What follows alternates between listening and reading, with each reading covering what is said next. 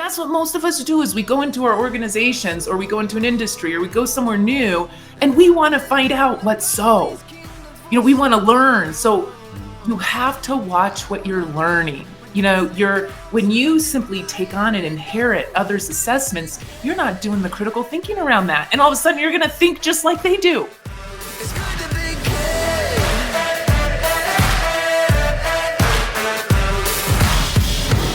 Hello and welcome to Your Business, Your Wealth. I'm Corey Shepard, president of Sound Financial Group, and your co-host on this podcast, along with a man who is so organized, he even schedules his speeding tickets in advance, Mr. Paul Adams. Paul. Corey, thank you so much. I think right there is where we should insert the canned, a mega applause, both for my introduction and for that incredibly creative introduction, scheduling my speeding tickets. If anybody ever gave me a speeding ticket and I wasn't able to navigate my way out of them, I would accept that as a moniker. See, I brought that up because I knew you couldn't resist saying something about getting out of the speeding tickets. Yep. Well, as a matter of fact, I'm going to give Hold away on. How many speeding tickets have you gotten out of? Because I might have you beat. like 4 in the last year. Okay. Maybe a year and a half. I'm at 13 lifetime. Wow. Wow. All right. Well, now we've got more to come with Kari, but I do want to let all of our listeners in on a tidbit I did not think I would talk about today, and that is how to both honor and respect a police officer and potentially escape a ticket. And that is, and Kari, you may have an extra one. We may just blow out our time limit on this episode. We'll see what happens. Is when they pull up to the car, all interior lights on, windows down, car shut off, hands where they can see them, kind of higher on the steering wheel, 10 and 2. And when they come up to the window, super respectful, making sure that they're okay with me getting my registration. And when they say, "Do you know why I stopped you?" I look at them and say, "Well, probably because I'm speeding, because I do try to do it safely, but I speed a lot. And I know that you've got no option but to give me a ticket. I'm just super sorry for the inconvenience, officer." Paul, this is so similar. I mean, okay, I will introduce you in a second. First, you have to share about what you say. Oh, good. Yes, I thank them for pulling me over. I'm like, wow, thank you. You're right. I was speeding, and I just thank you. Thank you for doing that. Nice. I know. And then they just don't ticket you after that? No, they don't. I mean, I come from it's total integrity, right? Yep. You're right. I was going too fast, and thank you for bringing that to my attention.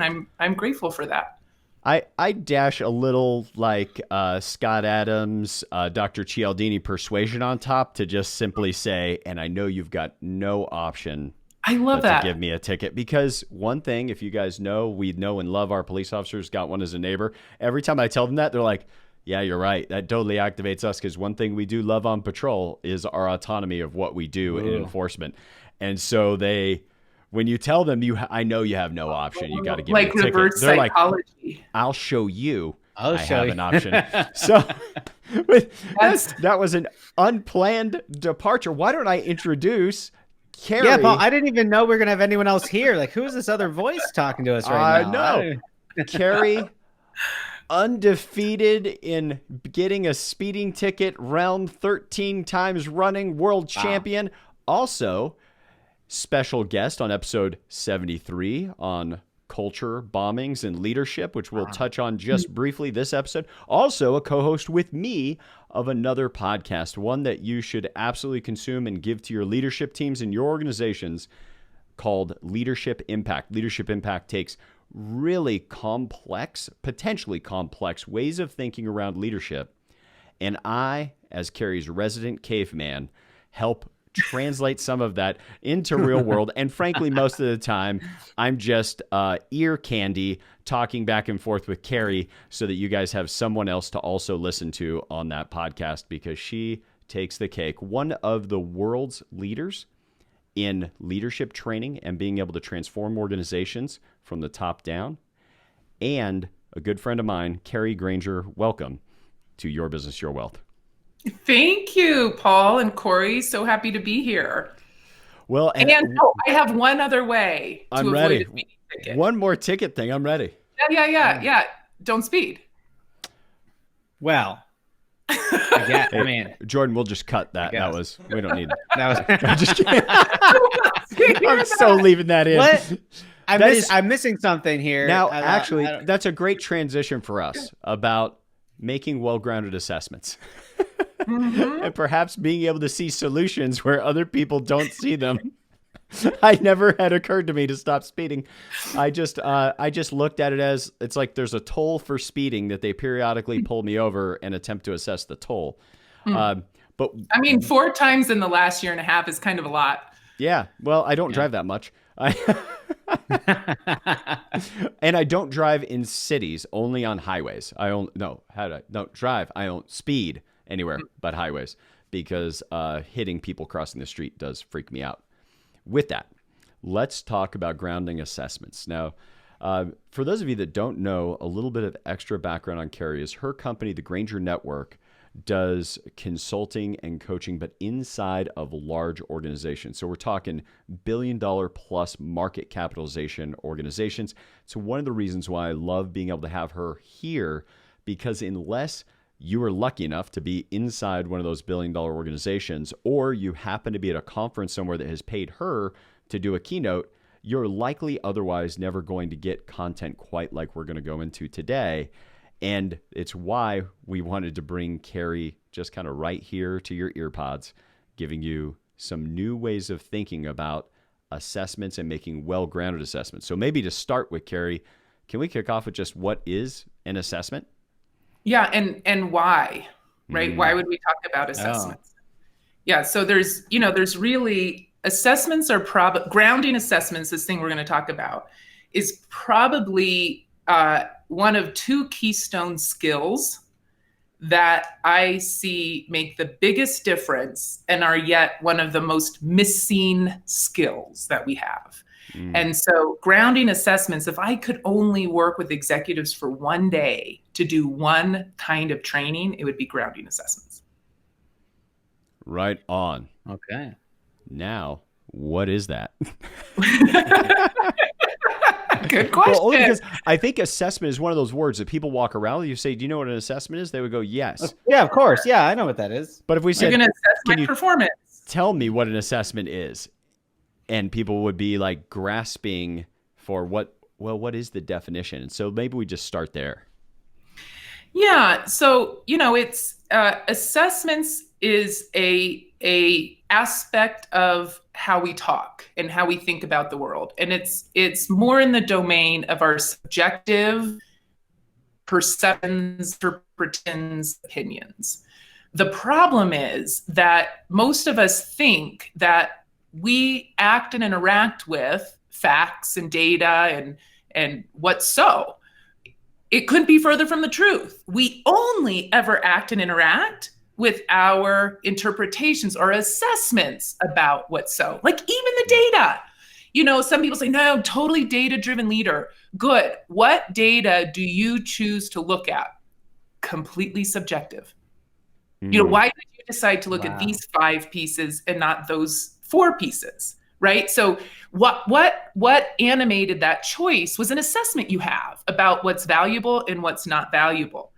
So assessments are at the very core of our decisions and our actions, and it's something that we don't see. In fact, we don't even see we're doing it, let alone critique that we're doing it well or not. Yeah, so the thing is we actually speak, I believe, 90 to 95% of what comes out of our mouth is assessments. And we don't even know it. We think it's facts. We think it's recounting. We think it's inventing. It's creative, but it's mostly assessments. And the point is not to stop doing that, because many of us are paid for our assessments. You hire me because I have expert assessments about leadership, about organizational alignment, about strategy creation and execution. You hire me for my assessments.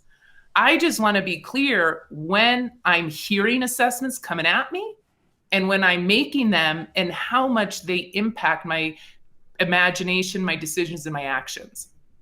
Now, So, Kari, Cory, this is sounds really like that was helpful. an aha for Yeah, you. yeah. I want you to. What you're telling me, this world-class coach, and we've got this recorded, is like when my wife says to me something like, "Ah, man, the garbage is really getting full." Well, that's her assessment. I can tell her that, very plainly. Well, that is your assessment.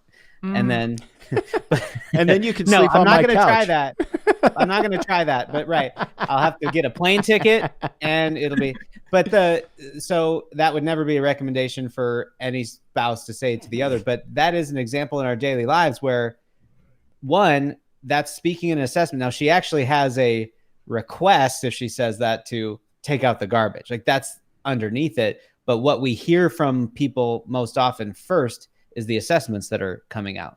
Totally. And you might find, part of grounding an assessment, even in that example, is and you could do this as long as you weren't sarcastic in doing it, right? Sure. The mood makes a big difference, right? But you could Light be like, candles. wow, I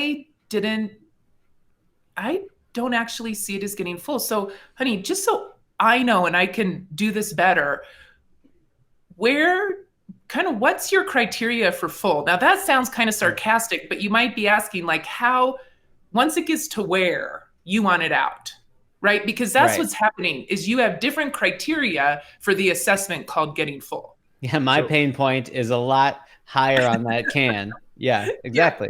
Yeah. So I'm having a bit of a aha and maybe bordering on a breakthrough. So fast in the episode? I know. So surprising. I know. And that was even with all That our was speeding ticket sarcasm. talk. Yeah.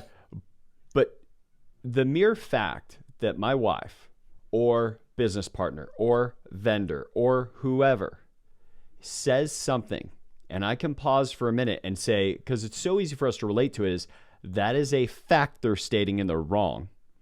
Yep. And it has us break relationship, even if it's just in our own mind as we try to think of the quote unquote right thing to say in response. But if every time my wife were to say, here's the garbage, or somebody tells me we've got too much cash in the business, something like that, to just understand that's their assessment actually allows me to better understand them. Just by simply in everybody else is speaking, realizing they're making assessments. So good, Paul. Exactly. Because what most people do is what you said, they now argue. Mm-hmm. Like, no, we don't have too much cash in the business. But what they don't notice is, no, I have an assessment and you have an assessment. So what do? We need to ground our assessments, meaning we need to find out what criteria are you using to say we got too much cash? What criteria am I using to say we got too much cash? The other thing, what you said, and we'll go into that a little bit more, but the other thing that you said that's so good, I didn't even think we would talk about it on this episode, was assessments are windows into what people fundamentally care about. So when somebody says we have too much cash in the business, you can say, wow, there's two questions to ask. Oh, wow, I had a different assessment. It's useful to say that because when you respond with, I had a different assessment, it reminds people they're not speaking the truth. They have an assessment, right? So, well, I had a different assessment. My thought is, we really need to keep a base level of, I don't know, I'm thinking about a small business, 100,000 or 200,000 in the bank, right? Or it could be way more, depending on, or less. And tell me what's your thinking and what are you concerned about or what do you care about that has you make that assessment, right? Maybe they care about the, your money's not making money, or maybe they care about, they're not, there's certain capital investments you want to make. I don't know, they want to be innovative, or I don't know, what would people care about if they thought there was too much money in the business or too much cash? Tell you, something I notice is just simply asking in about somebody's assessment. Oftentimes you'll notice it shift and change as they're speaking. So we'll just stick with that same example. Somebody says, well, I don't think I have enough cash in the business, or I do have too much, whatever it is. And say, well, let me ask, what is what's the thing that you're concerned about? What do you care about that has you want to keep cash in the business? And then they start to articulate and say, well, I'd like to make sure I cover a couple of months of payroll. And I also want to make sure that I can pay down the line of credit when it renews in 2 months. So, okay. So how much is each month of payroll? And they say 20,000. And okay. And how much is the line of credit? Well, we only owe 20, whatever. And they start getting facts stacked in. And then suddenly they'll say, well, I thought we needed 200, but we're probably okay with 100,000.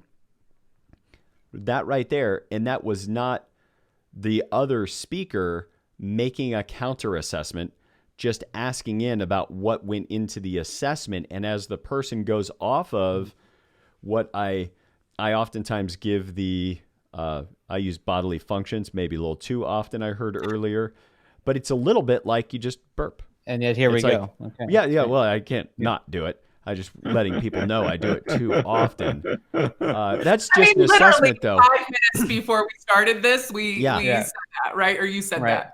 But it does help it stick with people because some people are just like burping. Like they make an assessment and it had all the thought of like a sneeze. And you go, like, and then just asking in will have people begin to ground it and see if they really believe what they're saying, or they're just saying something they believed at one point and now repeating that end assessment. Mm-hmm.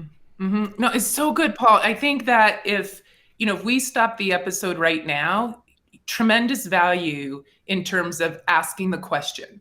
And here's some questions you can ask, right? And then I'd like to go back a little bit to show how assessments really impact the very range of possibilities and actions that you can go after, right? So that's why it's so important. But here's some questions, you want to ask a question around scope. Is it always this way? Is it just this way in this situation? Is it just this way with that person? So an example,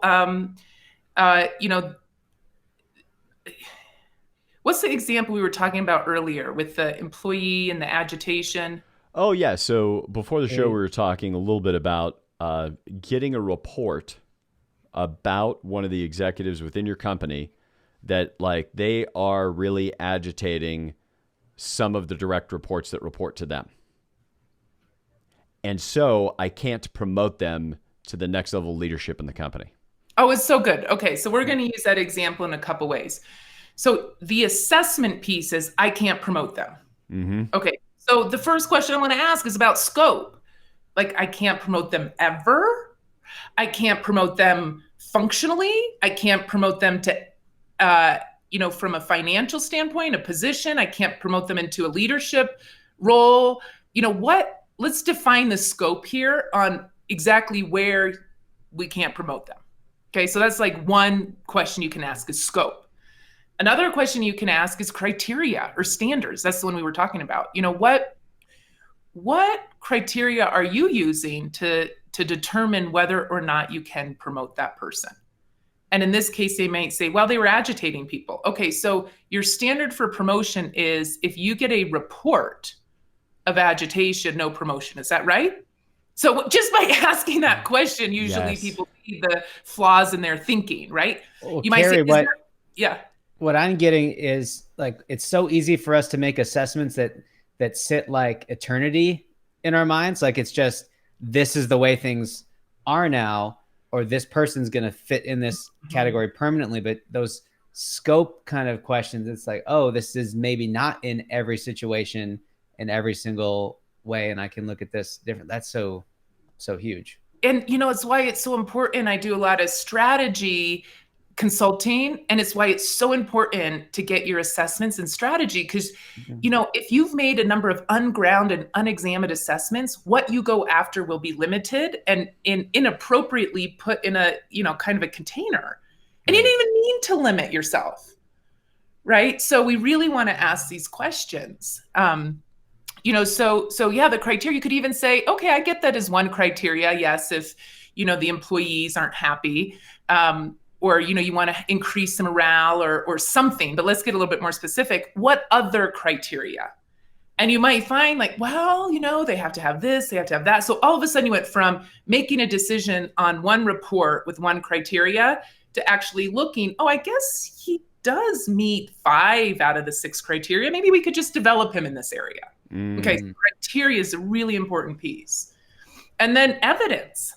What's the evidence that either confirms or refutes your assessment? So what you have in this example is one report, right? So that's one piece of evidence. You have, go ahead. Why are those 6 other employees under him agitated? Is it because they're underperforming and he's only trying to help them, or she's only trying to help them come around? So of course they're agitated because they're having a tough time themselves. Like, where is that information coming from? I mean, I think that's a really great question too to ask, right? Which is, let's examine the report itself. Who gave that report and what was their criteria for agitation? Because that's a different. If you hear, those are 2 assessments. Yeah, there's the agitation assessment that needs to be grounded, and there's the I can't promote them assessment that needs to be grounded. Both of which, on face value, will relate to as facts and make decisions based on, but completely ungrounded. Yes. So good. Hey, everybody. I had to interrupt our show for just a moment to share with you something new. We've designed a new white paper that we think is going to add you value in the way that you think about money. It's 3 of the biggest mistakes we see people make and 6 ways to fix them. Now, for some of you, you might not want the white paper. You might be ready to have a conversation with us, and that is okay. You can email us at info@sfgwa.com. That's info@sfgwa.com. Find us on the web at yourbusinessyourwealth.com. And anytime on any of our social media platforms, send us a message and we can get you this white paper. But in the meanwhile, if you want to just skip over the white paper, have a philosophy conversation with us, we're happy to do that with you. Just let us know philosophy conversation in the subject line. And if you want this white paper, just put white paper in there and we'll immediately get out to you this white paper on the 3 biggest mistakes that we see people make and the 6 things that you can do to fix them. And now back to our show. Well, and now I think a fun place for all of our listeners to practice this is just watching the news. And just listen to one thing that is difficult about, let's just call them news entertainers or financial entertainers for that matter, is they are trained, like unbelievably well trained, to look directly in the camera, read words written by somebody else with a degree of sincerity and authenticity that just seems like it's so real. Yes. And so quickly somebody says, this person did this to this other person, and then they'll put in like, well, they were thinking this, or they felt this way when it happened, and it's like, wait, that's not an evidence.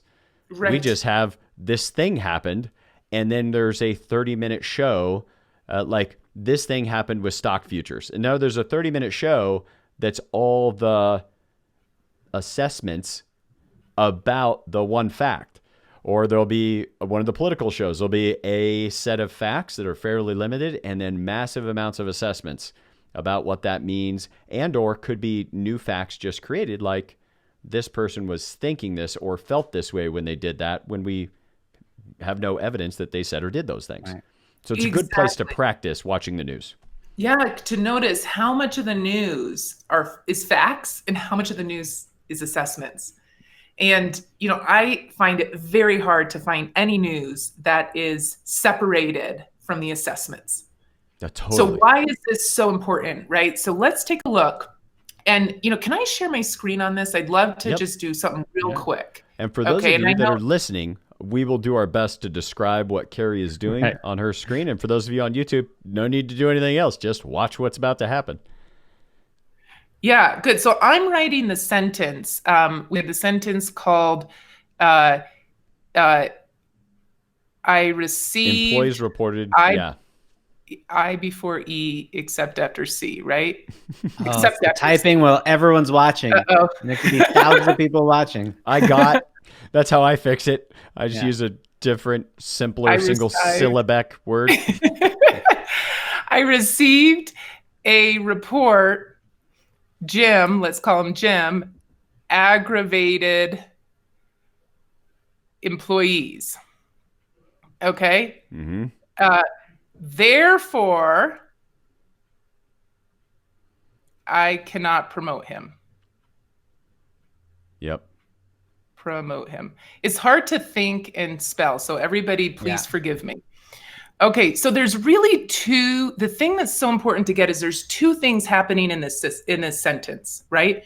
So one is factual. Okay, I received a report that Jim aggravated employees. That's one piece. Okay, it's factual that you received a report. Now, did he actually aggravate employees? You kind of want to make a note. That's an assessment that needs to be grounded. Mm-hmm. But receiving a report, that's fact. And that the report Yes. said he aggravated employees. Okay. Now, what happens with the fact? Well, it kind of stays where you got it, right? So it kind of goes into the past. I received this on Tuesday. Mm-hmm. You're not receiving it every day. You're not receiving it in the future. So it really moves into the past. It's kind of part of history, right? Facts happen and then they are part of history. But the second part of this sentence, okay, I'm going to pick a different color. The second part of the system, therefore, sentence, I cannot promote him, okay, or he's not promotable. That is the assessment. So one sentence has two pieces. And what happens with the assessment? Does it go into the past with the fact? No. Oh. It actually swings into the future. And what happens when it swings into the future is here you are in the present and you got this thing in the future called I cannot promote him. It impacts our decisions, our imagination. We no longer with Jim at the top and our actions. So because assessments impact our decision, our imagination, and our actions, we have to have assessment hygiene. We need to really be careful what assessments are allowing us to crowd our future, and impact us in the present, right? So, assessments like,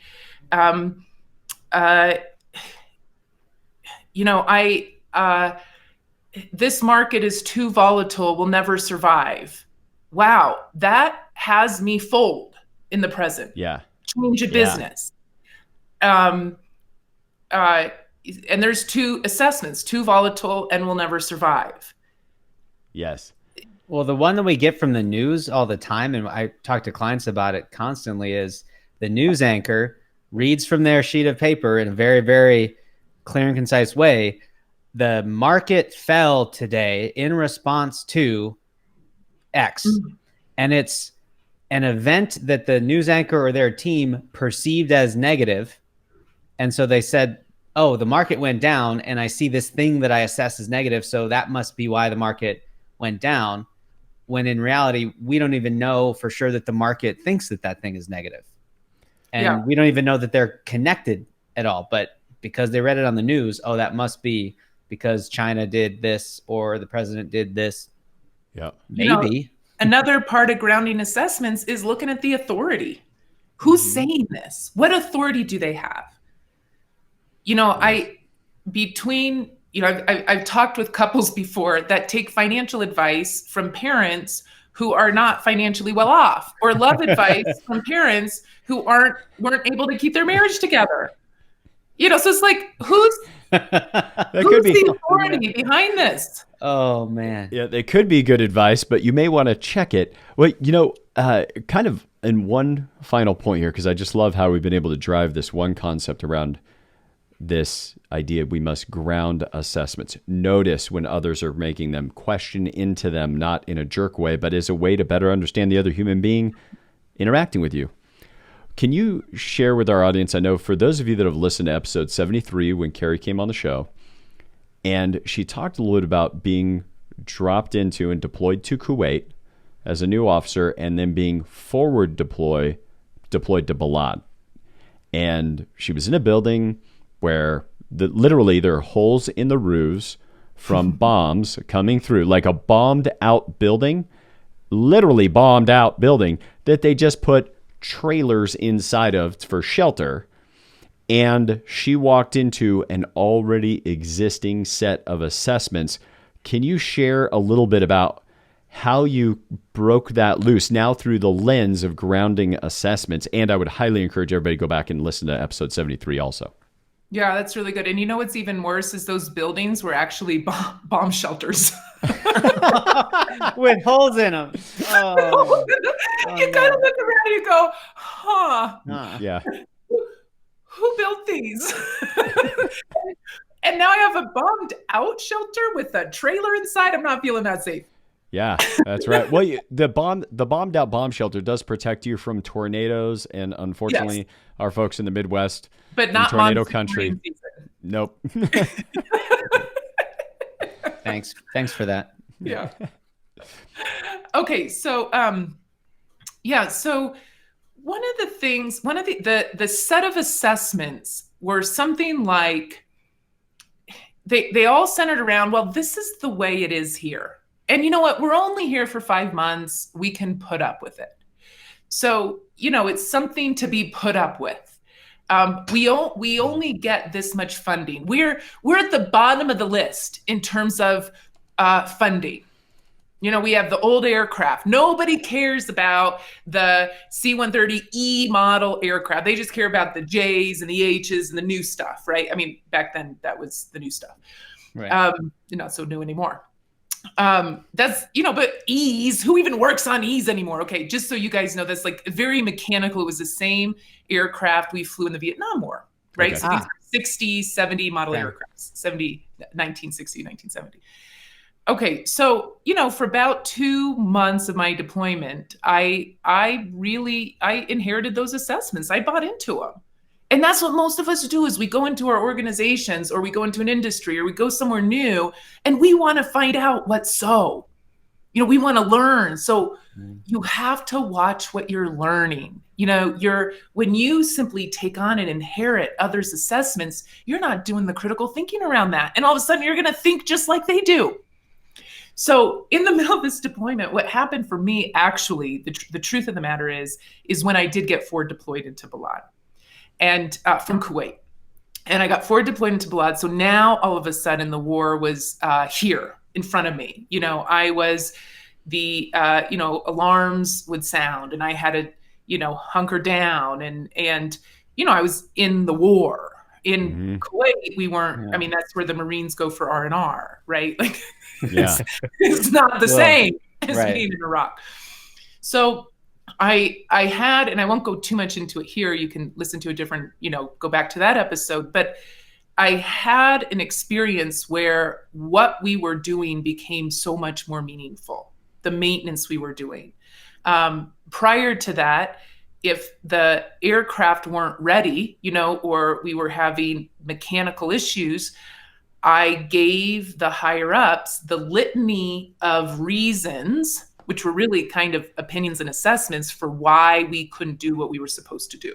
And what's even worse is they took that and they accepted that. They didn't ground my assessments. And I was like the queen of this stuff, so much so I got an award for being like the top officer on the base with the lowest performance. Right. It was pretty unreal as leaders, how we are so appeased and pacified by smart sounding assessments. Yeah. Yes. So here we were. And when I came back from my forward deployment into Balad, and things were much more meaningful for me, I began to question a lot of things. I began to see assessments as assessments, as these aren't really grounded. It's just what we're saying. Who says we're the bottom on the list for funding? Who says nobody cares? Like, who actually said nobody cares about the E model? Right. Yes. And then I started questioning, who determined that having a trailer in a bombed out building was a better decision than building a new building on this acre of land that's right next to this bombed out building? And I had to take into account authority, because it was a fairly low ranking person that said, oh yeah, it sucks. They give us this trailer inside the thing. It was like a taken for granted. So I did ask, I started to ground that assessment, right? So I asked my officers,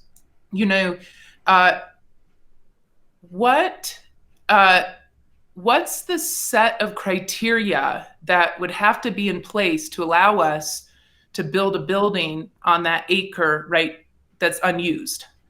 They said, oh, I don't know. We've never asked. Oh, why did we build a trailer inside of this bombed out building? I don't know. It's just like this when we showed up. So within like a few weeks, we were already putting in for funding to build a new building with toilets, which is cool, running water, which is Nice. cool, internet, very cool. And, within 6 months, we had $5.5 million. It was, it didn't take much, actually. So all these assessments were ungrounded and were impacting the very nature of what we took on as a maintenance unit. Well, I think that is the perfect place for us to stop, for people to be able to walk away thinking about grounding their assessments and how often assessments are being made all around us that we may be accepting as facts, when in fact what we may need to do is just question in, which could mean as much as just questioning in to change an entire forward operating airbase, or what it might mean to question in and change a culture of a company, or question in and change a customer's relationship to your offer forever. Kari, thank you so much for being here. Hey, you are welcome. And would it be okay if I gave one hint before we released people? We super want to. Go ahead, Cory. Why don't you jump? I sent my guy a text for my 8 o'clock. Okay. Just one really quick hint. Do it with curiosity, genuine curiosity, not I gotcha. Okay, so it's going to go way better for you if you're genuinely curious about the assessment rather than I'm going to find out where this doesn't work. Yes. Well, and for all of you who want to stay in touch with Kari, who want to be able to hear additional updates from Leadership Impact, the other podcast that Kari and I co-host together, you can reach her at thegrangernetwork.com, and you can find that podcast. GrangerNetwork.com is what I meant to say. And you can reach her, of course, on LinkedIn, all the socials, and of course, follow and subscribe to Leadership Impact. It makes a difference for other people being able to get the importance of that information inside their organizations. And it gives you a great tool you can actually push out to your leadership team to help them further their leadership impact also. And as always, Cory and I hope that for all of you and all the listeners of Your Business, Your Wealth, all the clients of Sound Financial Group, that this has been a contribution to you being able to design and build a good life. So glad you had a chance to enjoy that video. I want to make sure that you like the video, subscribe, hit the alerts bell, and by the way, get yourself a copy of Cape Not Required, authored by Cory Shepard. Key advice in this where he says the cape is not required, but Paul Adams had better wear pants whenever he's shooting these videos.